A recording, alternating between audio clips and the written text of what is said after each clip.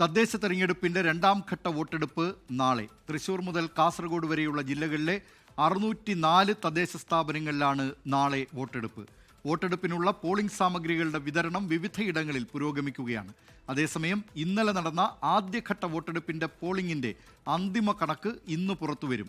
70.9% പേർ വോട്ട് രേഖപ്പെടുത്തിയെന്നാണ് പ്രാഥമിക കണക്ക്. വിവരങ്ങളുമായി കോഴിക്കോട് നിന്ന് മിഥില ബാലൻ, പാലക്കാട് നിന്ന് ഐഷത്തുൽ ഷംന, കാസർഗോഡ് നിന്ന് അരുൺ പാറയ്ക്കൽ, തൃശ്ശൂരിൽ നിന്ന് സൂരജ് സജി, വയനാട്ടിൽ നിന്ന് സുർജിത്ത് അയ്യപ്പത്ത്, കാസർഗോഡ് നിന്ന് അരുൺ പാറയ്ക്കൽ, തിരൂരിൽ നിന്ന് സമീർ. അങ്ങനെ 24-ന്റെ പട്ടാളം അണിനിരക്കുകയാണ്. ഇതിൽ ആദ്യം കോഴിക്കോട് നിന്ന് മിഥില ബാലനിലേക്ക്. മിഥില, തദ്ദേശ ഭരണ തെരഞ്ഞെടുപ്പ് നാളെ വടക്കൻ കേരളത്തിൽ നടക്കുകയാണ്. എല്ലാ ഒരുക്കങ്ങളും അവിടെ പൂർത്തിയായിട്ടുണ്ടോ?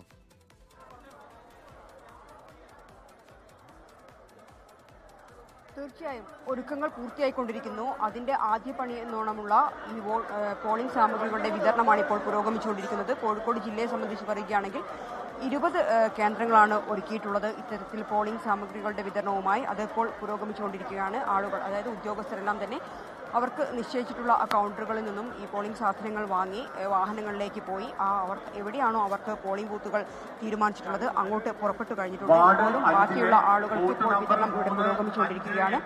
3097 പോളിംഗ് സ്റ്റേഷനുകളാണ് കോഴിക്കോട് ഉള്ളത്. ഞാനിപ്പോൾ ഉള്ളത് നടക്കാവ് ഗേൾസ് ഹയർ സെക്കൻഡറി സ്കൂളിലാണ്.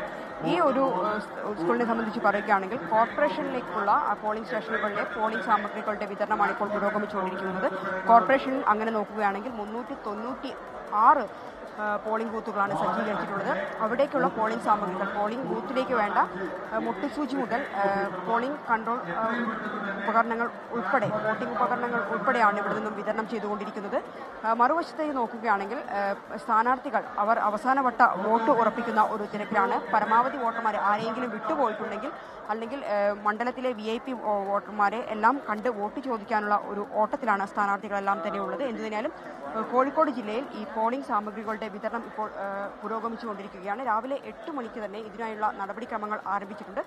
ഉദ്യോഗസ്ഥരെല്ലാം തന്നെ ഈ സാധനങ്ങളെല്ലാം വാങ്ങി അവർക്ക് എവിടെയാണ്, ഞാൻ നേരത്തെ പറഞ്ഞതുപോലെ ഏത് പോളിംഗ് ബൂത്താണോ അവർക്ക് പറഞ്ഞിട്ടുള്ളത് അങ്ങോട്ട് ഇപ്പോൾ വാഹനങ്ങളിൽ പോയിക്കൊണ്ടിരിക്കുകയാണ്. ദിലീപ് കുമാർ, വിവരങ്ങൾ നൽകിയത് കോഴിക്കോട് നിന്ന് മിഥില ബാലൻ. ലോകത്തെവിടെയായാലും ഏത് സമയത്തും 24 വാർത്തകളും ഓഗ്മെന്റഡ് റിയാലിറ്റി പാക്കേജുകളും എക്സ്പ്ലെയിനറുകളും വിശദമായി കാണാൻ ഞങ്ങളുടെ യൂട്യൂബ് ചാനൽ നിങ്ങൾക്ക് സബ്സ്ക്രൈബ് ചെയ്യാം.